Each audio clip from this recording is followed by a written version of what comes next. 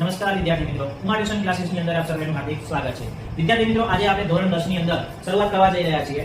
ધોરણ 10 ની અંદર ચેપ્ટર નંબર 14 જે સંભાવના છે, જે વાર્ષિક પરીક્ષાની અંદર વધારે ગુણનું હોવાથી તે અત્યંત જરૂરી પણ છે. અને જે વિદ્યાર્થીઓને પાસિંગ માર્ક્સ લાવવા હોય એના માટે તો બહુ જરૂરી છે. અને જેને પૂરામાંથી પૂરા લાવવા છે, 80 માંથી 80 લાવવા હોય, 100 માંથી 100 લાવવા હોય, એના માટે પણ અત્યંત જરૂરી છે.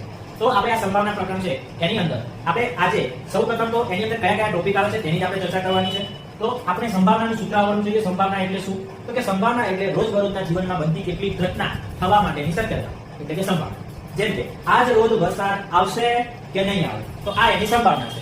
એવી જ રીતે આપણે સિક્કો લઈએ, સિક્કાને ઉછાળીએ તો છાપ પડે, કાંટો પડે, એ પણ એની શક્યતાઓ છે. તો આપણે સંભાવના એટલે શોર્ટમાં કેવું હોય તો શું કહી શકાય? સંભાવના એટલે શક્યતા.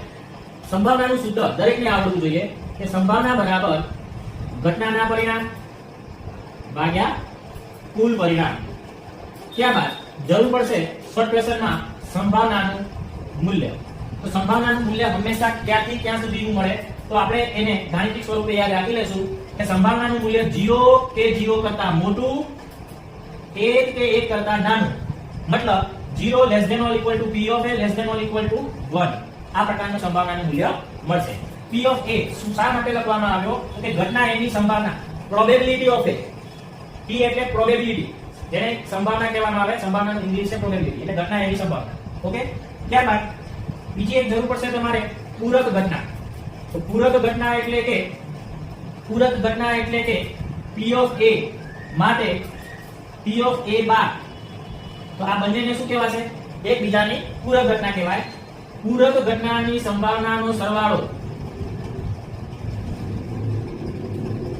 કેટલો થાય વિદ્યાર્થી મિત્રો? 1. એટલે તમારે સૂત્ર યાદ રાખવાનું છે, p of a plus p of a બાર બરાબર 1. એક આ સૂત્ર યાદ રાખીશું.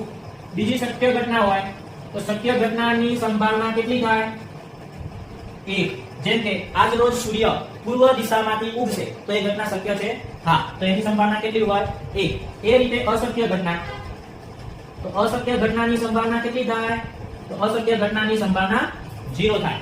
જેમ કે આજ રોજ સૂર્ય પશ્ચિમમાં ઉગશે, પશ્ચિમમાં ઉગશે, ન ઉગે, એ અશક્ય ઘટના છે, એટલે એની સંભાવના થશે 0.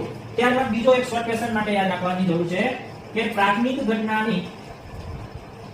ઘટનાની સંભાવનાનો સરવાળો, તો એ પણ કેટલો થાય?